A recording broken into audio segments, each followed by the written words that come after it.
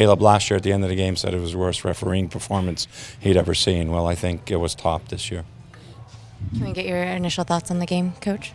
There are no initial thoughts. I mean, I thought our guys played like lions. I thought they left their heart on the field, and I think they got robbed. What can you tell us about Oba? We'll have to see. Yeah. There's been all sorts of reports on a body part. Can you even say what he hurt? We'll have to see. He gets an MRI tomorrow. So, you know, it's in the groin area. Is it an adductor? Is it a groin muscle? We don't know. You watched the final minutes from the corner.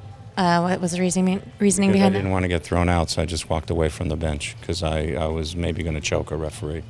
So I figured I'd walk away before I did something stupid. Did any of your players do anything stupid? I think there was frustration, certainly, from our players. You know, and you know, I don't think it's a zero is a red card. You know, and Dempsey, obviously, his reaction, you know, was what it was. But on the same token, you know, when a linesman tells you that the goal's not offsides because our defender played the ball to the guy, it looked to me like it was a shot that got deflected. You guys saw the game, and maybe you had the benefit of seeing a replay. But you tell me that Dylan Remick played him the ball? I don't think so. It seemed like even early on, just guys were frustrated, and it just felt like even from the 15th minute on that it was sort of building towards a moment. Could you sense that even in the early minutes? It was, you know, I mean, I thought early on in the game, I thought Portland was a little bit better than us. I thought after about 20 minutes, I thought we started to grab hold of the game and we were playing all right. For sure, you know, after they scored and made it 1-0, I thought we were all over them at that point, and we created a number of chances and to score goals. But then when you have, you know, calls that don't seem to go your way, you know, you got, you know, their goal comes off a play where he's ready to blow a foul on Lamar Nagel. When he gets stomped on, he doesn't blow it. You know, we move on. You know, Brad Evans ends up getting a second yellow on something that initially is not a foul. Filifano just flops on the ball, handles the ball, and the foul's on us.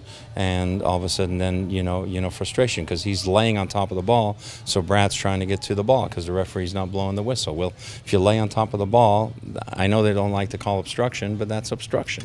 And you're not allowed to play the ball on all fours. Okay, but, you know, this referee allowed it. You explained the kit change at the half. Again, that's another U.S. soccer fantastic play where, you know, we had told them that we were in black, we were the home team. Somehow you know, the Portland equipment man thought that green would be a good color match against the black, you know, when they wear a dark green. So the referees were doing nothing about it. So I told them, okay, we'll change into white at halftime because you guys aren't doing anything about it. You know, I mean, it already started there at the beginning of the game. In all your years of coaching, where would you rank this refereeing? It's as good as I've seen. To have your Open Cup bid and like this, I mean, what is that? What is it like in that locker room right now? It's got to serve as motivation and fuel for us to do everything we can in the league, to bring another supporter shield, to do well in the Champions League, and to do well, you know, in the MLS Cup. But you know, I mean, it's disappointing for it to end like this. You know, to have to force a team to play basically, you know, 7 men against 11. You know, at the end of the day.